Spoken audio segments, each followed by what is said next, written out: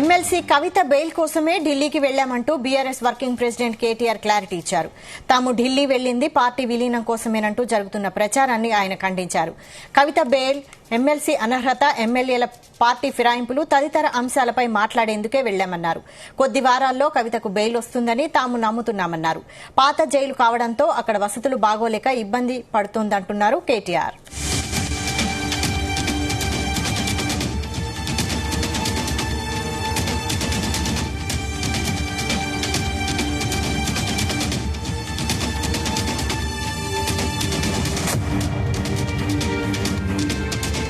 MLC Kavitha bail కోసమే ఢిల్లీకి వెళ్లామంటూ BRS working president KTR clarity ఇచ్చారు.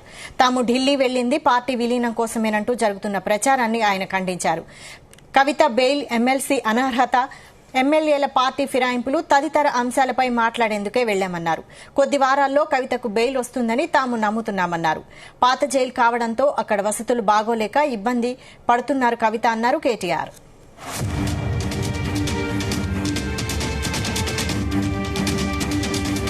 ఇదే అంశంపై మరిన్ని details crime bureau chief Narender అందిస్తారు. నరేందర్.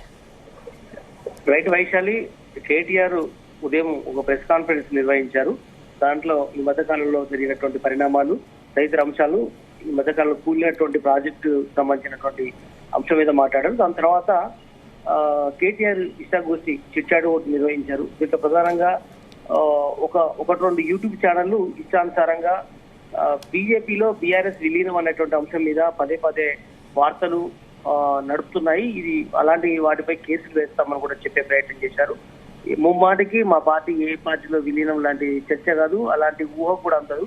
అలాంటి ఇష్టానుసారంగా కొన్ని ఎన్నో మీడియా సంస్థలు ఇష్టానుసారంగా రాస్తున్నాయంటూ కూడా ఆయన తీవ్రంగా ఫైర్ అయినటువంటి సందర్భం అయితే మనకు కనిపించింది.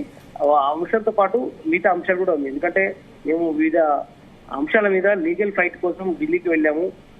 న్యాయ నిపుణులతో చర్చించేందుకు కొద్ది రోజులు ఉన్నమాట వాస్తవం. మాతో పాటు చాలా మంది ప్రముఖ పార్టీకి సంబంధించినటువంటి బీఆర్ఎస్ లో ముఖ్య నేతలందరూ కూడా వెళ్ళామని కూడా కేటీఆర్ చెప్పారు. ప్రధానంగా కవిత బెయిల్ అంశం ప్రధానమైనప్పటికీ ఎమ్మెల్సీ సంబంధించినటువంటి అనర్హత ఏదైతే మొన్న దాసోస్ శ్రావణ్ కావచ్చు, లేదంటే వెంకటేశ్వర్ సంబంధించినటువంటి గవర్నర్ కోట ఎమ్మెల్సీలకు సంబంధించిన దాంట్లో గవర్నర్ అప్పుడు తప్పుడు నిర్ణయం తీసుకున్నారంటూ ఆ అంశం మీద కూడా న్యాయ నిపుణులతో చర్చ చేయడానికి వెళ్ళాము. అదేవిధంగా ఎమ్మెల్యేలకు సంబంధించినటువంటి పార్టీ ఫిరాయింపుల అంశం కూడా చాలా పెద్ద ఇష్యూ అది మాకు.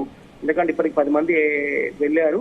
అలాంటి వాళ్ళ మీద యాక్షన్ తీసుకోవాలి కనుక వాళ్ళ మీద సాధ్యాసాధ్యాలు ఏ రకంగా ఉంది, గతంలో కోర్టు తీర్పులు, సుప్రీంకోర్టు ఈ మధ్యకాలంలో ఇచ్చినటువంటి తీర్పులు లాంటి అన్ని అంశాల మీద న్యాయ నిపుణులతో చర్చించి వాళ్ళ మీద చర్యలు తీసుకునే విధంగా మాట్లాడామని కూడా చెప్పారు. కవిత బెయిల్ విషయంలో ఖచ్చితంగా కూడా ఆమెకు బెయిల్ వస్తుంది. ఎందుకంటే సిసోడియా కావచ్చు, లేదంటే కేజ్రీవాల్ కావచ్చు, ఇట్లాంటి వాళ్ళకు బెయిల్ కి సంబంధించిన విషయం నడుస్తున్న నేపథ్యంలో కవితది కూడా ఖచ్చితంగా కొద్ది వారాల్లోనే బెయిల్ వస్తుందని నమ్మకం అవుతుంది.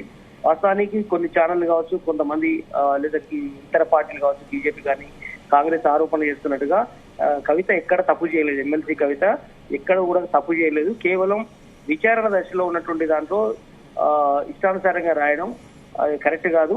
ఎందుకంటే పూర్తి జడ్జిమెంట్ వచ్చేదాకా కూడా ఇవన్నీ కట్టుకథలుగా అల్లడం అనేది ఎంతవరకు కరెక్ట్ అంటూ కూడా కొంతమందిని ఉద్దేశించి ఆయన చేసినటువంటి వ్యాఖ్యలు ఉన్నాయి. ముఖ్యంగా తన అక్క సిస్టర్ ఉన్నట్టు కవిత కొంత ఇబ్బంది పడుతోంది జైల్లో.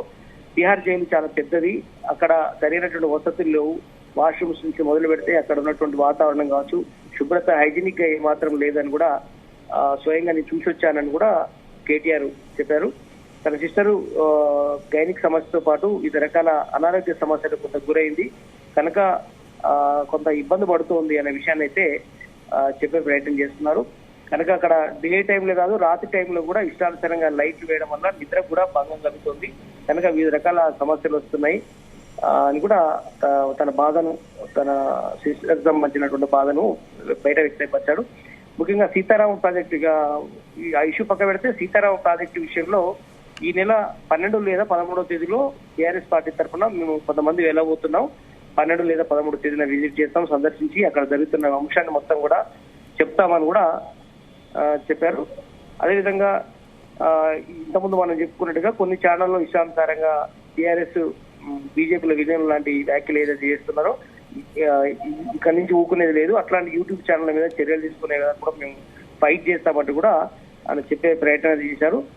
ఇందులో పూర్తిగా ఎమ్మెల్సీ కవిత విచారణ ఏదైతే జరుగుతుందో అది కేవలం విచారణ దశలో ఉంది.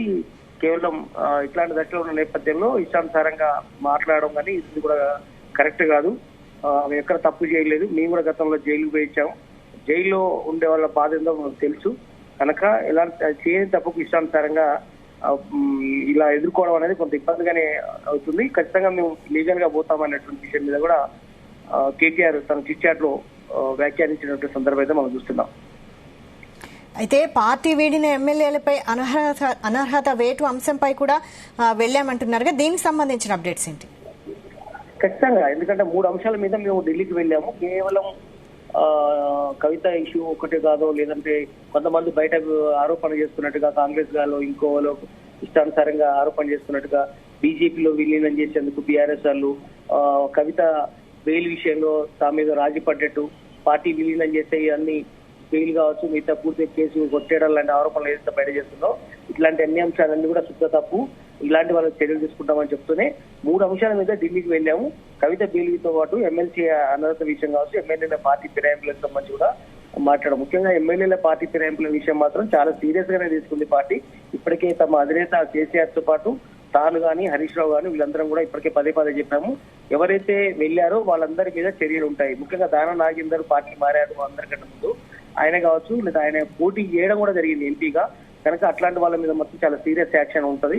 ఎందుకంటే కండవ కప్పుకోవడమే కాదు, పార్టీలో నుంచి మారిన తర్వాత 10 మంది ఎమ్మెల్యేలు, అదేవిధంగా ఎమ్మెల్సీలు కూడా 7 మారారు. ఇలాంటి వాళ్ళందరి మీద కూడా అనర్హత వేటు వేయాలని కూడా ఇప్పటికే ఉన్నాయి. వేరే రాష్ట్రాలకు సంబంధించినటువంటి ప్రజాప్రతినిధులు కూడా అంశం మీద కూడా సుప్రీంకోర్టు చాలా క్లియర్ కట్ గా గైడెన్స్ ఇచ్చింది. కనుక అదే తీర్పుని ఉద్దేశించి సుప్రీంకోర్టులో వెళ్ళదలుచుకున్నాము. ఇప్పటికే హైకోర్టు కోర్టు కూడా ఎక్కడం జరిగింది కనుక ఇది ఖచ్చితంగా మాకు పాజిటివ్ గా తీర్పు వస్తుందని. అలాంటి అంశాల మీద ఢిల్లీకి వెళ్ళేది తప్ప మరో ఉద్దేశం లేదు. మాకు బీజేపీ వాళ్ళని ఇంటర్నల్ గానో సీక్రెట్ గా ఎక్కడో కలవాల్సిన దౌర్భాగ్య పరిస్థితి మాకు లేదు, బీఆర్ఎస్ పార్టీకి ఎంత మాత్రం లేదంటూ కూడా కేటీఆర్ తన చిట్ చాట్ లో వ్యాఖ్యలు చేశారు. Vaishali. Right, thank you Narender.